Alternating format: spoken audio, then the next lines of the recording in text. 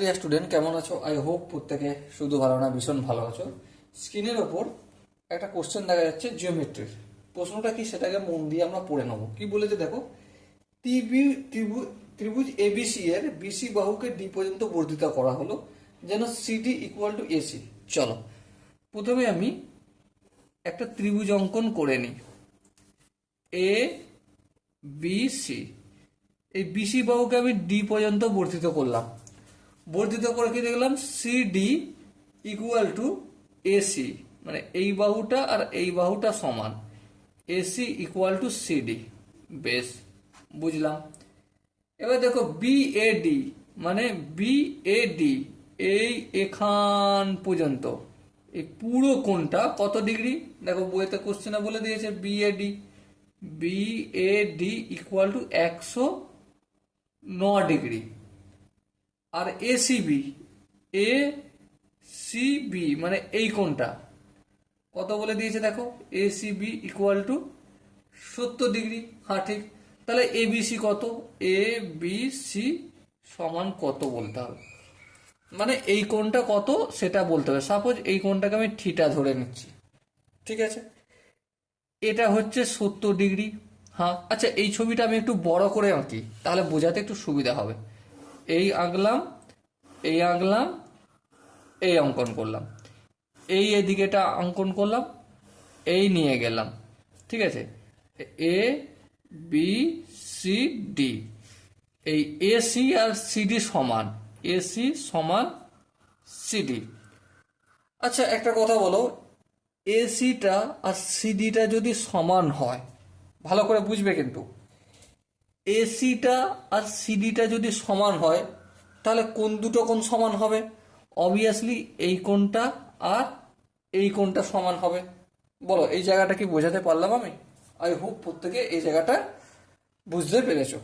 ওকে, আচ্ছা এবারে দেখো এই পুরো এখান থেকে এখান পর্যন্ত কত ডিগ্রি বলে দিয়েছে দেখো, বিএডি 109 ডিগ্রি।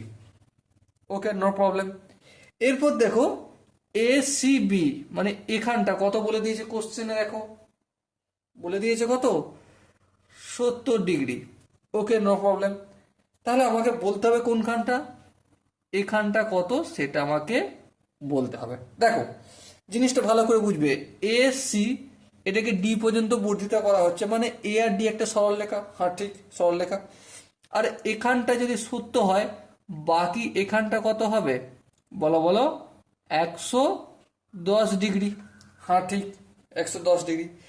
এবারে আমি যদি এখানটাকে থিটা বলি, এখানটাও কত হবে, থিটাই হবে। হ্যাঁ, এবার ত্রিভুজের তিনটি কোণের সমষ্টি কত ডিগ্রি জানি? বলো বলো, ত্রিভুজের তিনটে কোণের সমষ্টি 100 ডিগ্রি। তাহলে এই থিটা আর এই থিটা, টু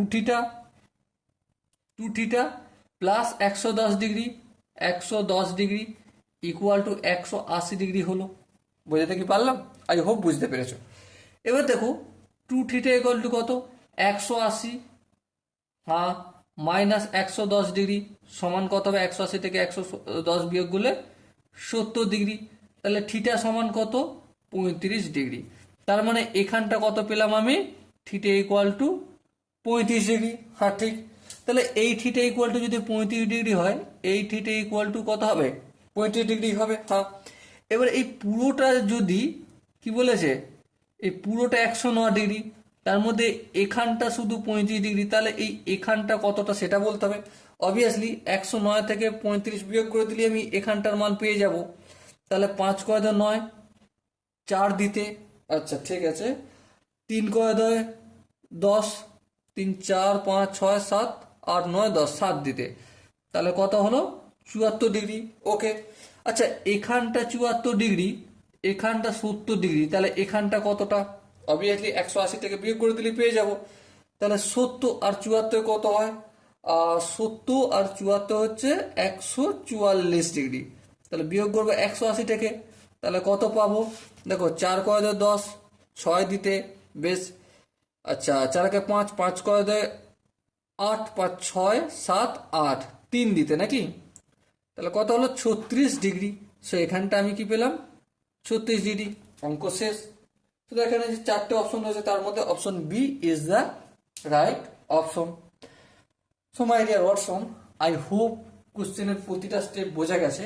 যদি কোনো স্টেপ বুঝতে অসুবিধা থাকে, ডাউট থাকে বা কনফিউশন থাকে, তাহলে কি করতে হবে, কমেন্টে জানাতে হবে। ওকে, সো দেখা হচ্ছে পরবর্তী সেশনে। ততক্ষণ পর্যন্ত ভালো থেকো, সুস্থ থেকো এবং জয় হিন্দ।